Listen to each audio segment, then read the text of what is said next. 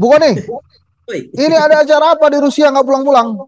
Jadi ini kan ada gosip-gosip desas-desus yang lucu-lucu nih. Katanya Dokter Koni di Gitu silakan. ya.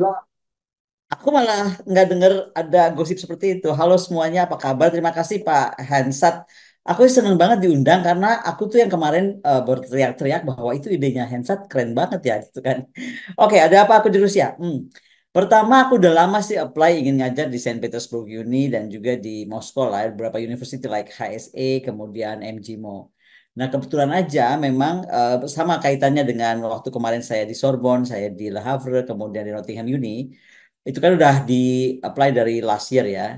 Nah, ini pun kok tibanya juga pada saat yang hampir bersamaan gitu, lagi rame-ramenya perpolitikan gitu. Jadi tolonglah nggak usah dengerin gosip, capek. Yang pasti-pasti aja. Bukan nih, itu kan ada link ya di link pemberitaan dari CNBC, kemudian dari media-media. Ada apa sih kok dunia internasional itu menyoroti pemilunya Indonesia tuh memang penting banget apa Indonesia buat mereka? Indonesia yang penting atau demokrasinya yang penting sebetulnya? Ada apa sebetulnya? Oke, kalau bertanya soal PBB sih kita lihatnya dari ini ya. Saya judulnya dunia luar lah gitu ya, dunia luar Indonesia. Pertama di 2 Maret kalau nggak salah si siapa Bakren Diaye ya, anggotanya CCPR itu udah ngomong bahwa dia melihat ada dugaan intervensi pemilihan presiden di 2024. Kemudian dia bagaimana dia juga menggarisbawahi tentang menit-menit terakhir perubahan kriteria kelayakan calon wapres gitu kan untuk yang menguntungkan putra presiden. Kemudian bagaimana waktu itu ya disampaikan tentang pelecehan, intimidasi, dan penahanan sewenang-wenang terhadap tokoh yang dianggap oposisi. Itu tanggal 2 Maret. Tapi kalau kita lihat hari ini saja, misalnya, kalau nggak salah saya tadi baca CNBC ya, itu ada apa ya 7 negara sebenarnya yang masuk ke dalam perhatian PBB, bukan cuma Indonesia. Jadi kalau dari Indonesia, orang Indonesia ngomong gini, apa isi PBB ngurusin kita gitu kan? Be careful karena dari 7 negara itu, ini biar nggak salah sebut ya, dari 7 negara itu tuh hampir sama kasusnya sama kita atau kita punya beberapa kasus yang sama. Contoh, saya catat ya di sini, misalnya Somalia. Somalia itu dianggap, sorry, Chili dulu lah. Chili itu dianggap melakukan pelanggaran HAM karena menggunakan tentara dan polisi yang kemudian melahirkan ledakan sosial karena terjadi penggunaan kekuatan yang berlebihan. Nah, penggunaan kekuatan itu bisa fisik, bisa non fisik, bisa by berita, bisa by kekuatan legal atau apapun gitu. Guyana, Guyana itu tentang hak tanah adat. Indonesia tentang Jokowi dan tadi ya kaitannya nggak beda sama 2 Maret tentang bagaimana pengaruh negatif pemilu 2004, keputusan MK tadi yang menurunkan kandidat usia minimum yang secara mendadak, kemudian terganggu dengan apa ya pelecehan atau kesewenang-wenangan. Kalau di PBB yang di 7 negara ini disebutnya perlakuan sewenang-wenang terhadap tokoh oposisi. Jadi tadinya si Bakren Diaye sekarang sudah masuk ke komite PBB. Dan bagaimana sebenarnya menjamin pemilu itu harusnya bebas dan transparan itu yang dinyatakan oleh PBB karena dia ingin apa ya tidak ada ketentuan hukum yang dapat apa ya dapat digunakan oleh pejabat tinggi dan mempengaruhi rakyat kira-kira gitulah. Dan bagaimana kurangnya informasi mengenai aparat penegak hukum yang juga bagaimana juga orang-orang kasus Papua itu menjadi masalah. Saya sebutkan ini karena kok aneh Indonesia ada di sana dan itu ada Inggris sebenarnya. Kalau kita mau GR dikit, Inggris juga masuk gitu kan. Inggris jangan salah, Inggris itu terkait Irlandia. Jadi waktu kasus IRA itu akhirnya dibahas lagi sekarang. Namibia itu terkait juga masyarakat adat. Serbia tentang rasialisme. Jadi kita itu masuk dalam sorotan beberapa negara itu. Tapi sekali lagi kalau Inggris dan Irlandia itu tentang berita tentang veteran, tentang bagaimana juga apa kasus mereka perang lama gitu lah.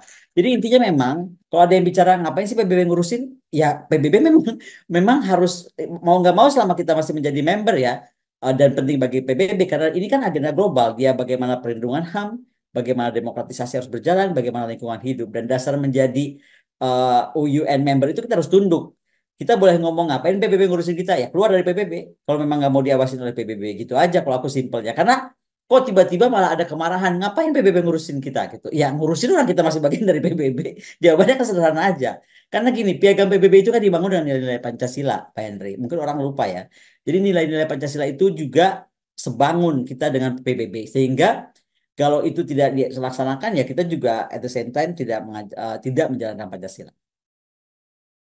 Oke, pertanyaan selanjutnya, kita harus peduli nggak? Atau pemerintah tuh mestinya harus peduli nggak dengan perhatian PBB tentang pelaksanaan demokrasi di Indonesia? Atau ya seperti komentar ke guru besar gitu, bahwa itu adalah hak demokrasinya PBB.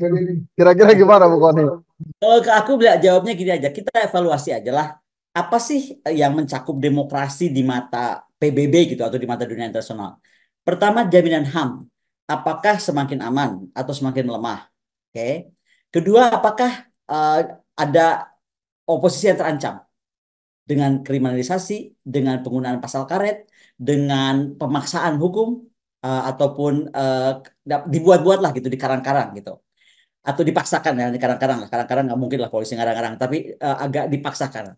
Kemudian demokratisasi semakin menguat atau melemah bagaimana misalnya kita dalam pelanggaran MK terkait pemilu ini kan satu hal yang gini loh, jangan dianggap pilpres itu cuma jadiin orang, enggak gitu loh, karena orang lihat itu dari gimana bisa jadi orang itu menjadi gitu, itu jadi masalah. Kemudian kita juga mesti lihat yang akan disorot lagi sama PBB terkait demokrasi. Orang bedanya nggak ada hubungannya, tapi sebenarnya ini hubungannya sama operational military ada dan war, yaitu lingkungan hidup. Bagaimana hutan semakin rusak. Nah, sekarang kayak saya di sini nih ya, saya lebih banyak dapat akses. Ternyata hutan rusak kita tuh semakin disorot gitu. Atau bagaimana pemindahan IKN pun akhirnya menjadi sorotan walaupun mungkin belum diangkat oleh PBB tapi sudah menjadi sorotan. Jika jawaban dari semua itu kita tidak melakukan tindakan koreksional, ya kan? Maka pasti ada tindakan yang dilakukan koreksionalnya mulai dari luar, which is dari PBB atau dari dunia internasional. Jadi jawab aja kita sekarang, apakah kita semakin lemah atau aman dalam HAM? Jangan salah ya, kalau dibaca tentang tadi PBB yang merilis merilis pengumuman yang dengan 7 negara itu disinggung soal kasus Papua, ada Papua dan juga kemudian tentang pelanggaran HAM terkini. Ada mayor siapa aku lupa namanya disebut itu bagaimana. Jadi udah sampai ke detail itu Pak Henry.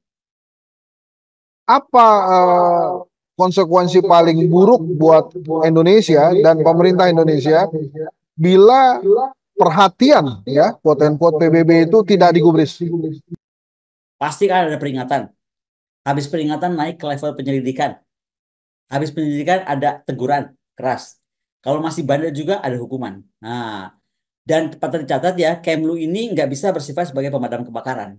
Di dalam hal seperti begini, dia nggak bisa lagi menjadi pemadam kebakaran. Kalau kita expect dia menjadi pemadam kebakaran. Karena kita lihat pelajaran dari Timur Timur ya, itu paling keren. Saksi internasional sanksi internasional diberikan itu tidak bisa ditangkis oleh diplomatik. Betul nggak? Kita mundur aja ke era Timur Timur. Nah, kemudian yang terjadi juga adalah akan termuncul distrust sosial. Ini kalau hukuman tidak tertulisnya ya, akan terjadi distrust sosial, kemudian akan diikuti distrust pasar, kemudian modal tidak mau masuk atau modal yang sudah ada dia keluar, ya kan? Rupiah melemah, krisis moneter, ya pemerintah ambruk. Itu kan dikhawatirkan, apalagi Indonesia ini kan katanya negara fulcrum nih, Indo-Pasifik atau Asia Pasifik. Jadi pasti kita tuh akan lebih diperhatikan karena jangan sampai terjadi domino efek karena kita baru jatuh gitu. Nah, sementara itu kalau kita lihat resilience kita tuh masih lemah ya. Kita sangat rentan sanksi sebenarnya. Negara kita tuh masih sangat rentan sanksi.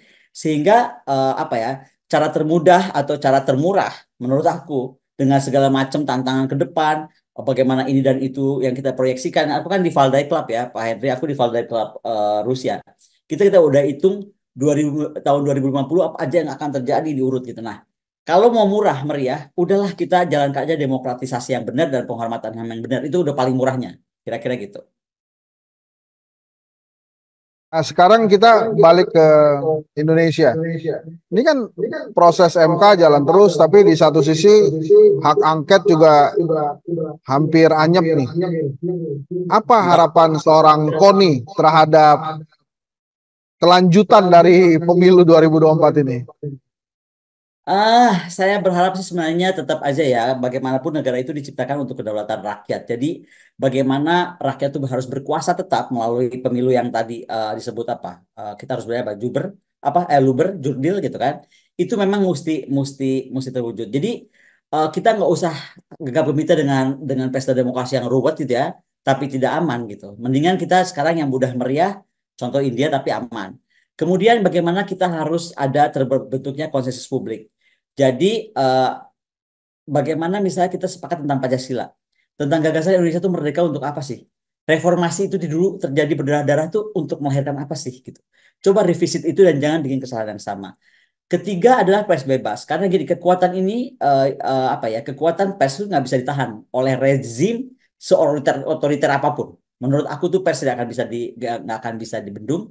Dan juga itu dengan asumsi bahwa suara harus dilawan dengan suara dan pikiran, which is akademik atau guru besar atau kampus, itu harus dilawan juga dengan pikiran. Jadi bukan jadi intimidasi si pemikir itu, gitu loh. Kemudian ini menjadi penting tentang opini publik ya, karena bagaimanapun sekali lagi opini publik dan pers bebas itu dia saling berkelindan menurut aku. Jadi eh, kalau dipaksakan misalnya pemikiran itu atau inspirasi masyarakat dilawan dengan persekusi oleh penguasa dengan cara apapun, direct or indirect gitu kan, apakah bentuknya mau aktivasi buzzer, apakah si buzzernya pemerkosa atau bukan pemerkosa gitu kan, menggerakkan seolah ormas bergerak gitu atau tuntutan apa ya tersebar dari Sabang sampai Merauke seolah-olah ada tuntutan ini itu ada kayak mau dibuat onar yang dipaksa-paksa gitu ya, itu adalah bentuk pelanggaran HAM jadi bisa dibalik gitu.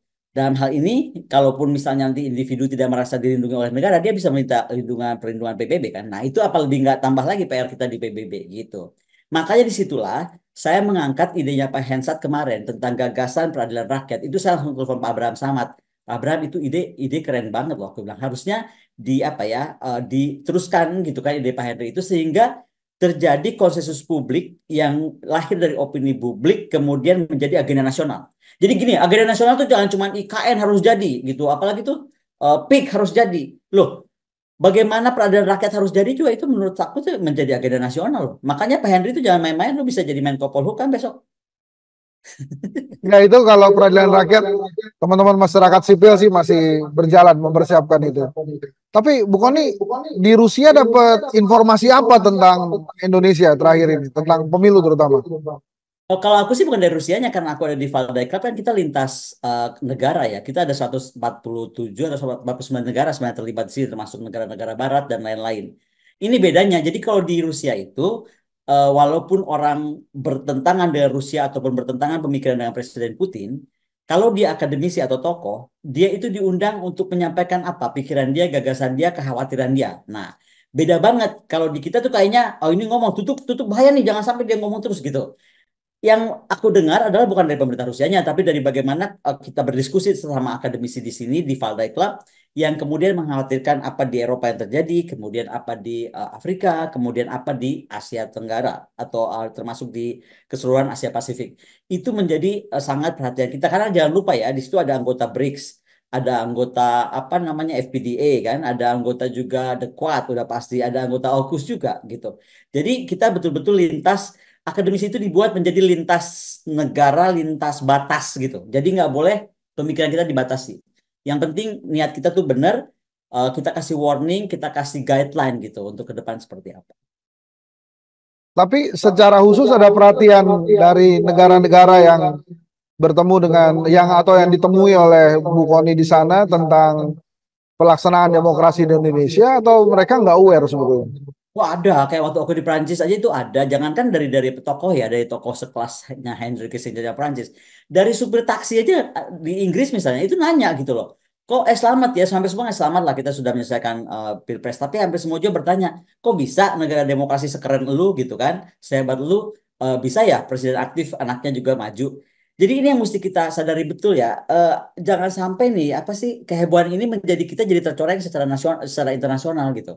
Makanya kalau aku mendukung tadi yang saya tanyakan Pak Henry, mau hak angket kah, mau MK kah, yang mesti sadari rakyat Indonesia, kalau sesuatu yang salah dibiarkan salah atau ditutupi terus salah, ini yang akan bayar harga itu negara gitu.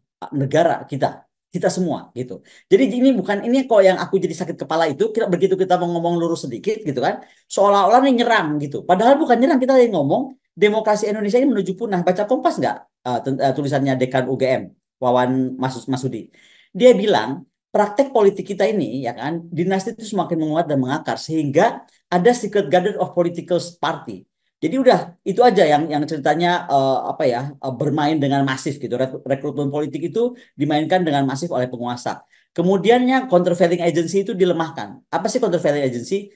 yaitu fungsi check and balance dari rakyat dan kepada penguasa. Kan jangan lupa nih, penguasa lu boleh aja berkuasa ada di sana. Yang menjadikan kamu itu kan kita, gitu kan. Makanya kalau check and balance harus terjadi. Kalau enggak, kalau misalnya dipaksakan tidak terjadi pembagian kekuasaan gitu, gitu kan, maka pastinya apa ya, itu akan mengerikan karena apa ujung-ujungnya nanti ada eh, antara pemerintah dan oposisi itu akhirnya terjadi penguatan daya tawar. Dan itu nggak boleh terjadi karena saya ingatkan kan 7 tadi negara itu hampir di semua dikontrolnya apa diawasinya karena nggak nggak jauh juga dari hampir yang sama ada represi terhadap tokoh-tokoh yang berpikiran lain atau berbeda pandang gitu. Nah, ini diramal sedikit. Kelihatannya Prabowo Gibran ini akan rukun terus atau mulai ada riak-riak. Kalau mulai ada riak-riak, kapan itu kira-kira mulainya? Kalau itu aku udah jauh-jauh hari ngomong, mah ingat nggak waktu aku bilang sama sama apa Ambasador Rosan yang nawarin aku posisi itu. Aku kan ketawa waktu dia nawarin dia gue jadi wamen atau jadi wamen lu. Gue ketawa banget karena gue bilang boro-boro gue lah orang luar, gue anggota partai bukan, anggota anggota di dalam sana pun bukan gitu kan. Mana mungkin sementara aku udah denger langsung dari Mister X yang gak akan pernah gue reveal namanya, dia orang terdekat, orang penting di Gerindra. Orang waktu belum selesai pilpres aja tuh udah udah terjadi benturan-benturan atau apa kubu-kubu gitu. Nah, sekarang kita lihat, nah, aku judulkan itu melihat ke dalam Indonesia ya.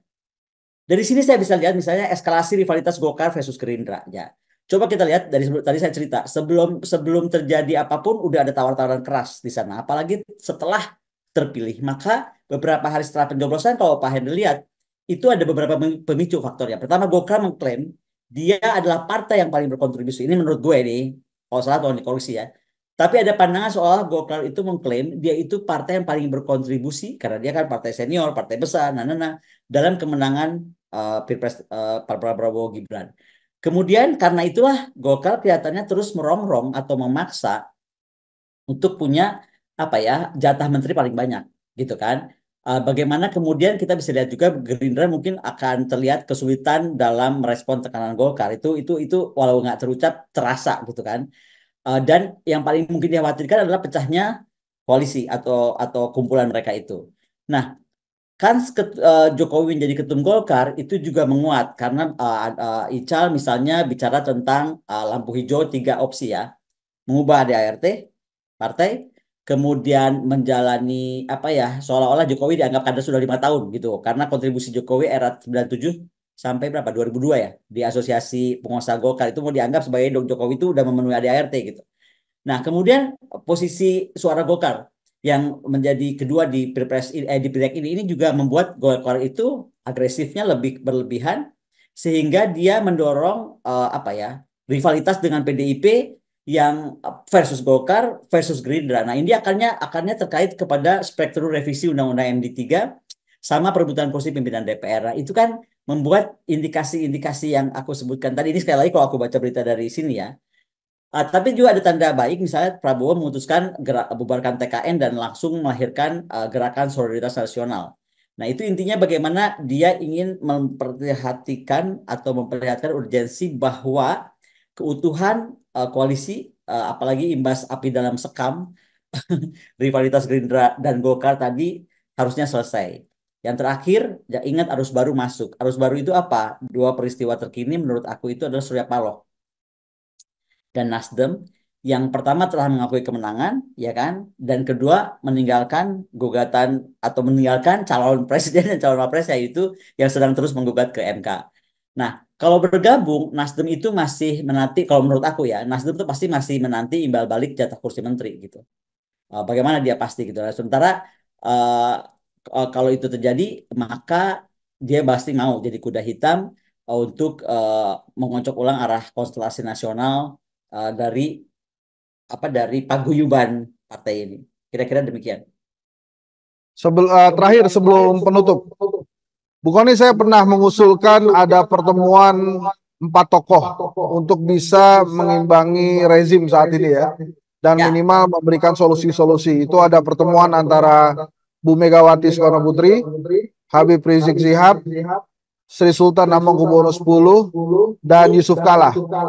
Menurut Bu Koni, mungkin nggak pertemuan itu terjadi? Kalaupun tidak terjadi, kira-kira siapa yang paling berat untuk hadir di pertemuan itu? Tidak hadir oke. maksudnya. Itu makanya aku tadi belum singgung ya. Jadi kerennya Pak Hensat itu kemarin di acara Abraham Samad itu dua ya penting. Satu ngomong gagasan peradilan rakyat itu menurut aku sangat penting dan harusnya terus kita dorong dengan tadi kasus PBB itu harusnya jadi warning buat kita. Yang kedua adalah ide Pak Hensat kepada Pak Abraham Samad. Terus terang aja, ini minta izin ke Pak Abraham. Pak Abraham langsung telepon aku waktu habis wawancara Pak Henry. Dia ceritakan bahwa Pak Henry punya ide demikian. Waktu itu aku belum nonton podcast ya. Setelah itu baru aku nonton. Tapi langsung aku bilang, oh Pak Abraham ini keren banget menurut aku. Karena kalau Sultan pasti beliau sangat wise ya dari awal kan beliau sudah tahu posisinya itu sangat menjaga itu. Ibu Mega juga pasti nggak keberatan ketemu Sultan, beliau sangat dekat dan juga ketemu Pak JK. Yang aku khawatirkan, aku bilang sama Pak Abraham Samad adalah apakah bisa ya Habib Rizik diundang gitu? Karena kalau aku lebih kayaknya tiga itu gitu. Kalau itu saya bukan tanpa mendahului Ibu Mega ya. Saya kan belum bicara langsung dengan beliau tentang ini. Walaupun saya sudah bicara dengan Sekjen untuk bagaimana mengusulkan ini untuk apa yang disampaikan Pak Pak Henry ini bisa menyelesaikan krisis bangsa kan begitu. Nah tapi sekali lagi kalau dari saya pribadi untuk kayaknya Pak Habib masuk tuh agak berat. Tapi kalau tiga ini tripatriat ini pasti mudah sekali. Insya Allah mudah ya antara Pak JK yang akan pasti concern ke ekonomi kemudian Ibu Mega sebagai tokoh demokrasi dan tokoh persatuan nasional menurut aku dan gerakan ideologi yang sangat jelas dari PDIP selama ini. Dan yang ketiga adalah Sultan yang menjadi pengayom dan juga kita tahulah bagaimana sikapnya yang tahu betul menurut aku waktu, tempat dan cara gitu.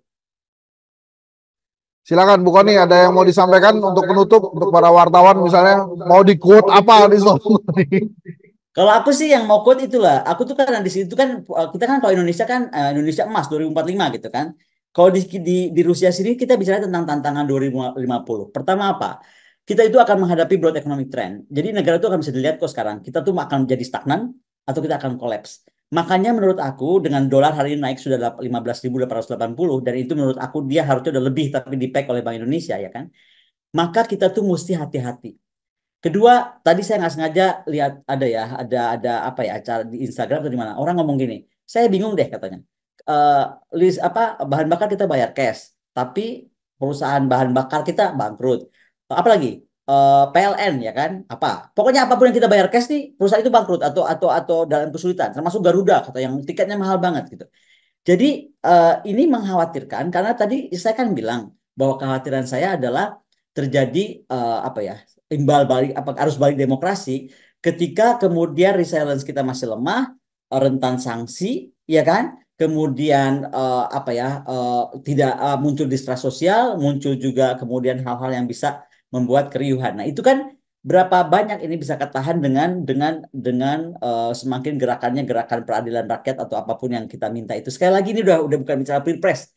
Harus kita ulang-ulangi terus deh. Ini bicara tentang Indonesia ke depan dan keberlanjutan Indonesia. Nah, kemudian 2050 lagi bagaimana? Ide mau tumbuh apa ya? Mau ditumbuhkannya sebuah masyarakat dunia yang bisa bersama-sama menuju atau kawasan lah nggak usah dunia yang bisa bersama-sama menuju satu tujuan kan paling nggak kawasan aman gitu kan. Nah bagaimana itu bisa menuju ke sana kalau internal affairs kita nggak rukun gitu, perbedaan politik masalahin, perbedaan politik sedikit persekusi atau bikin pusing lah dia dari urusan hukum gitu kan. Nah itu menjadi masalah, jadi menurut aku itu udah harus selesai itu bahwa siapa temannya apa tuh selesai tapi kita selesaikan bersama apa PR kita. Nah, yang patut diingat juga buat Indonesia atau pemimpin Indonesia yang ke depan ini adalah bagaimana beyond economic issue, masalah identitas, masalah nasionalisme, dan masalah agama. Jangan salah, itu tuh bisa firing gitu. Belum lagi pernyataan Kapolri ya, kalau nggak salah kemarin, atau baru saja terkait tentang bagaimana Crocus City di Rusia bisa terjadi, apakah itu menjadi inspirasi buat gerakan teroris di Indonesia? Sangat bisa. Ketika orang merasa nasionalismenya nasionalismenya terbakar, kemudian identitas mereka terpinggirkan, kemudian ada isu juga agama, itu menurut aku akan menjadi tantangan besar kita kalau kita enggak terus bisa memerawat keindonesiaan kita, kebersatuan persatuan kita karena tadi eh seolah-olah begitu membenarkan masalah berarti lu anti itu dong 02 masih ada kayak gitu padahal yang ini yang kita harus luruskan. MK lah, angket lah, ini semuanya untuk membetulkan sistem demokrasi kita supaya negara itu nggak bisa dipakai seenak-enaknya. Kira-kira gitulah Pak Henry. Ini ada pertanyaan dari wartawan, bukan nih? Ya, Cek, halo Bu Koni, saya Ilman, jurnalis IDN Times. halo. Bu, tadi kan membahas mengenai sorotan Komite HAM PBB. Nah, itu kan sekarang lagi tahap peringatan ya Bu ya. Nah, itu Ya. kira-kira bisa naik tahap penyelidikan itu seperti apa? Kemudian ini kan sorotannya itu ketika Presiden Jokowi Gibran untuk bisa jadi cawapres.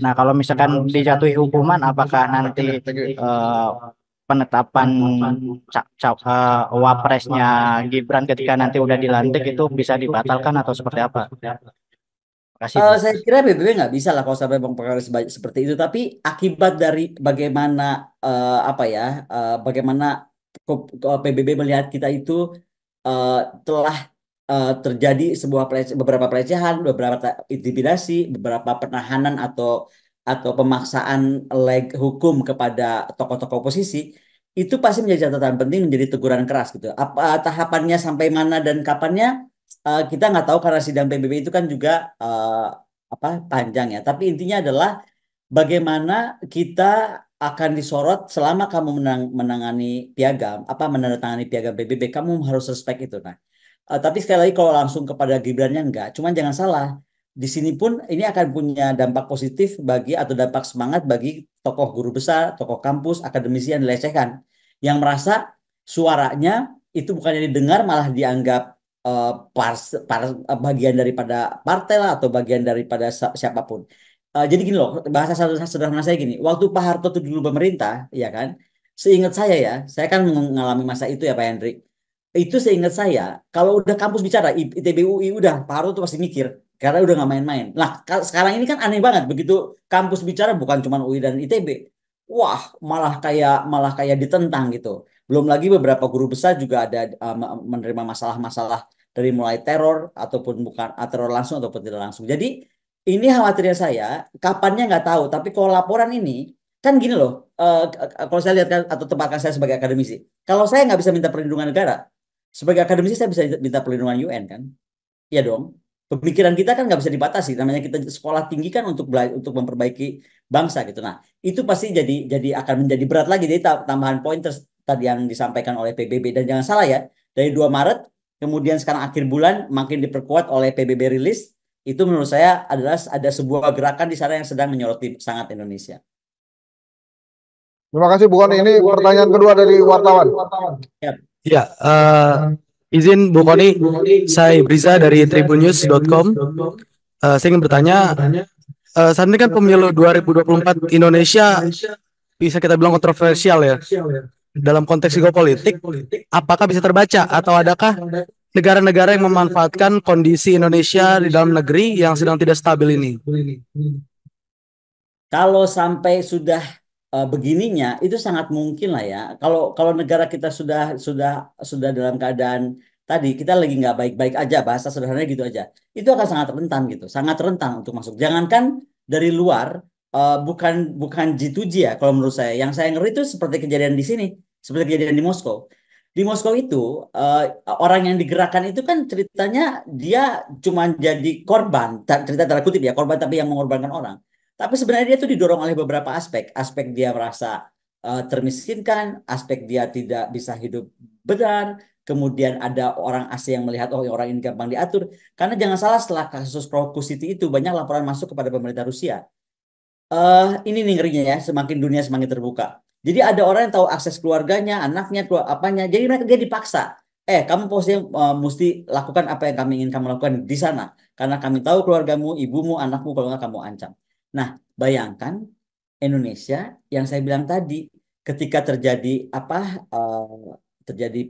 isu-isu yang berat tadi ya, yang akan mendorong distrust sosial, kemudian akan membuat modal tidak mau masuk, membuat ekonomi kita nggak baik-baik saja, kemudian itu akan berimplikasi kepada politik sosial, ekonomi, dan lain-lain. Pasti ada orang-orang juga yang akan mudah dibakar, dan isunya bisa macam-macam. Buat aku yang paling aku takutkan adalah isu agama sebenarnya. Kalau buat Indonesia ya, kasus Indonesia. Kalau di Rusia kan kasus perang, itu bisa dimanfaatkan orang. Tapi kalau siapapun orang itu atau negara itu. Tapi kalau Indonesia, isu agama, isu kemiskinan, itu menurut aku, atau isu ketidakadilan, itu akan membakar gitu, pasti. Nah, itu yang kita mesti hati-hati. Ini yang ketiga. Izin Bu Koni, saya Ilham dari Kompas.com. Saya ingin nanya, kalau kalau ngelihat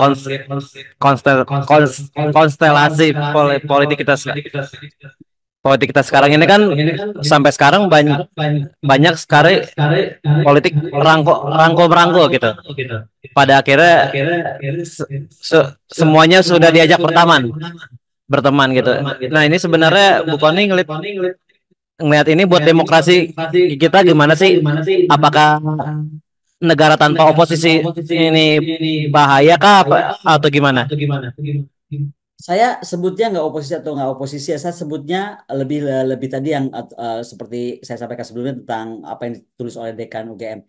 Jadi yang sebenarnya gini, negara normal itu ya kan, dia oke lah kita udah punya secret garden of politik, orang-orang politik yang bergerak terus ya. Tapi jangan lupa sebenarnya itu bisa tetap dikontrol kalau ada countervailing agency atau orang yang berfungsi sebagai check and balance. Dia mau oposisi atau bukan oposisi, tapi dia sifatnya check and balance. Contoh akademisi, contoh guru besar gitu kan, atau contoh tokoh seperti Pak Henry yang berani menyatakan hal-hal apa substantif gitu kan. Nah, itu bagaimana artinya negara apresiat terhadap masyarakat sipil yang aktif atau masyarakat sipil yang menunjukkan nasionalismenya dengan caranya Pak Henry, dengan caranya saya, dengan cara guru besar, dengan caranya kampus. Nah, yang menjadi bahaya adalah ketika pembagian kekuasaan itu akhirnya apa ya? Tidak bukannya terjadi, tapi ada penguatan daya tawar. Nah, di penguatan daya tawar ini kan tinggal diukur. Dan rakyat kan nggak bisa diam itu karena kan kedaulatan saya udah bilang berapa kali ya, kedaulatan itu tangan rakyat. Jadi mau sejauh apapun mainnya, remnya itu akan tadi media, rakyat yang bergerak, kekuatan pikiran, and so on and so forth. Nah, jangan lupa gini ya, banyak yang bilang gini kan Indonesia udah buktikan demokrasi. Jangan salah, Hitler juga demokrasi banget loh. Waktu di Nazi Jerman, Hitler tuh demokrasi banget. Dia tuh sangat demokrasi terpilihnya. Tapi apa yang terjadi pada Hitler? Dia memanipulasi, kemudian memperpanjang kekuasaan dan melahirkan absolutisme. Lihat aja Hitler, nggak usah jauh-jauh. Apakah gitu kan Jokowi dan keluarganya ya kan yang udah kita warning dari awal ini tuh kan ujung kalau saya kan kalau balik-balik tanya ini apa sih ujung masalahnya cuman MK kok. Cuman Gibran coba dari pertama Pak Prabowo nggak manggil nggak bawa Gibran. Nggak rame begini kok. Aku udah capek ngomongnya juga dari mulai kapan. Tapi intinya adalah jangan sampai sekarang itu ceritanya demokrasi tetapi rakyat akan melihat terjadi manipulasi perpanjangan kekuasaan dengan cara langsung atau tidak langsung dan yang tidak mau dan bukan cuma rakyat Indonesia nggak mau, dunia internasional sekarang nggak mau tentang apa namanya absolutisme karena bukan itu tujuan kita. Aku tuh sedang baca buku tentang tantangan 2050 itu apa. Yang tanda paling kuncinya adalah gini, adalah dua pilihan. Kita mau jadi negara yang lebih demokrasi dari demokrasi hari ini atau sama sekali nggak mau jadi demokrasi. Nah kalau nggak mau jadi demokrasi sekalian kita jadi kerajaan lagi aja. Kok pusing banget. Jangan jadi orang nggak raja tiba-tiba cuma karena dapat gelar naik kereta kencana jadi raja, nggak kayak gitu juga. Jadi kita tuh mesti tahu kita tuh mau bernegara mau jadi apa, nggak bisa main-main. Nah, yang paling penting juga adalah begini ya, kita tuh mesti punya kontrol terhadap, saya lagi baca buku juga tentang diktator playboy generik ya. Itu tuh bagaimana misalnya culture of fear itu kok ditanamkan. Ini jadi gini kalau kita punya indikator ada semua tuh culture of fear. Bagaimana ketakutan ditanamkan pada para kritikus gitu kan. Saya nggak bilangnya oposisi sekali lagi ya. Kritikus. Apakah persekusi legal? Ya, bagaimana kesalahan yang dicari-cari dibuat-buat gitu kan. Kemudian use of violence terhadap siapa? Bagaimana rakyat dipaksa diancam dengan penggunaan proksi, ormas lah gitu kan. Misalnya apa sih pernah terjadi black shirt fasis di Italia pakai begitu. Nazi Zungen Jerman juga seperti itu. Apakah kita akan meniru orang yang sudah melewati itu? Kemudian kontrol elit. Elit diberikan konsesi gini, ketika dia bersalah atau menyalahgunakan kekuasaan, ya kan, itu dibiarin. Kenapa? Karena si penguasa pengen mengendalikan itu dari dosanya. Nah, itu terjadi kan. Jadi orang udah salah nih, udah biar aja dia salah. Pokoknya kalau dia nurut kita diam, kita okein. Tapi kalau dia nggak nurut kita pakai jadi senjata. Nah, kemudian propaganda. Apa itu propaganda? Berita satu arah. Sekarang perhatikan, saya ini mau cerita sama Pak Henry ya. Saya upload beberapa aspek misalnya di IG saya tentang pandangannya Refli Harun gitu. Itu tiba-tiba ada laporan ke IG aku ini diminta take down. Terlalu banyak orang minta take down. Siapa yang nyuruh itu take down? Berarti kan ada orang yang klik, pokoknya ucapan Refli Harun itu bahaya sehingga itu menjadi take down. Apa itu kalau namanya bukan propaganda? Jadi negara yang punya kontrol itu melakukan apapun informasi itu hanya satu arah gitu. Itu udah propaganda. Nah, kemudian paling paling kacau lagi adalah create enemy.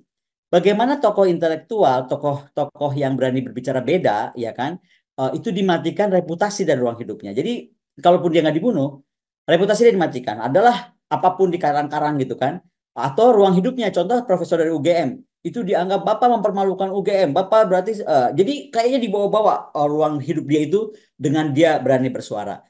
Yang terakhir adalah teror. Itu yang mungkin akan dilakukan dalam bentuk apa kita nggak tahu, tapi itu yang kita tidak mau terjadi sebenarnya.